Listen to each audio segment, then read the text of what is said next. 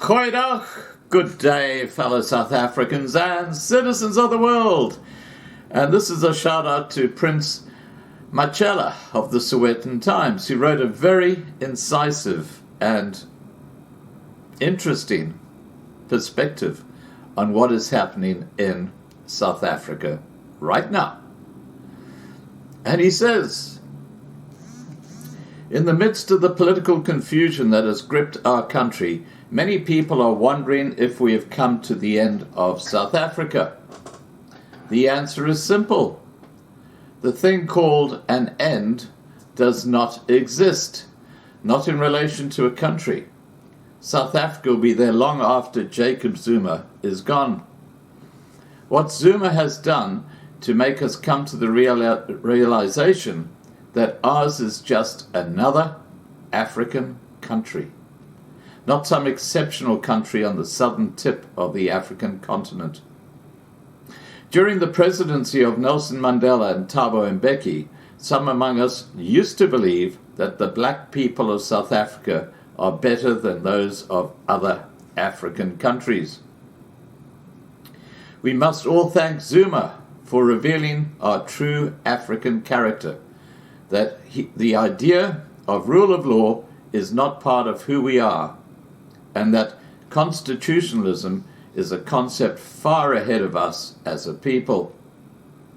How else are we to explain the thousands of people who flock to stadiums to clap hands for a president who has violated their country's constitution? Such people have no idea of constitutionalism.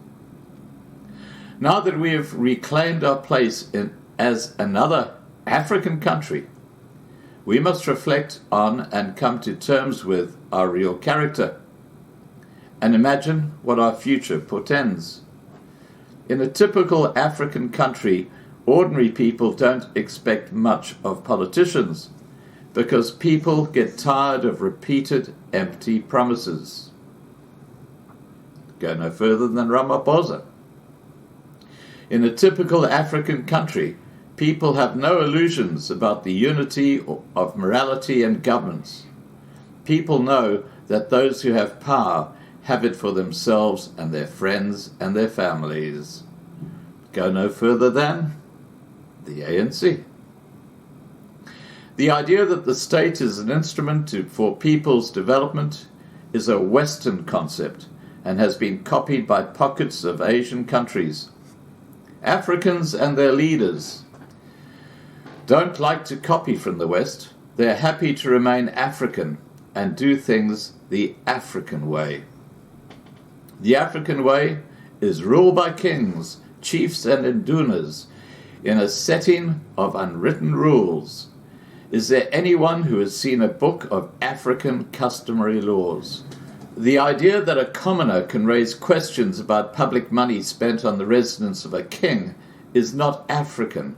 The ANC Member of Parliaments who have been defending Zuma are true Africans. Asking a ruler to be accountable is a foreign Western idea. In a situation where there is conflict between a ruler and laws, Africans simply change the laws to protect the ruler. This is why no single white person has called for King Dalindyebo to be released from jail. The problem with clever blacks is that they think they live in Europe, where ideas of democracy have been refined over centuries. What we need to do is come back to reality and accept that ours is a typical African country. Such a return to reality will give us a fairly good idea of what South Africa's future might look like. The country will not look like Denmark. It might look like Nigeria, where anti-corruption crusaders are an oddity. Being an African country, ours will not look like Germany. South Africa might look like Kenya, where tribalism drives politics. People must not entertain the illusion that a day is coming when South Africa will look like the USA. Our future is more on the side of Zimbabwe, where one ruler is more powerful than the rest of the population. Even if Julius Malema were to become president, it would still be the same. African leaders don't like the idea of an educated populace, for clever people are difficult to govern. Mandela and Mbeki were themselves corrupted by Western education. Zuma remains African. His mentality is in line with Boko Haram. He is suspicious of educated people, what he calls clever blacks. Remember that Boko Haram means against Western education. The people who think we have come to the end of South Africa don't realize that we have actually come to the beginning of a real African country, away from the Western illusions of exceptionalism. Those who are unaffected by the true African character need help. The best we can do for them is to ask them to look north of the Limpopo River to learn more about governance in Africa. What makes most people restless about the future of South Africa is that they have Western models in mind, forgetting that ours is an African country. The idea that its president can resign simply because a court law has delivered an adverse judgment is Western. Only the Prime Minister of Iceland does that. African rulers will never do that. Analyze carefully, the notion of South Africa coming to an end is an expression of a Western value system, of accountability, political morality, reason, and so on. All these are lofty ideals of Socrates, Kant, Hegel, and so on. They are not African.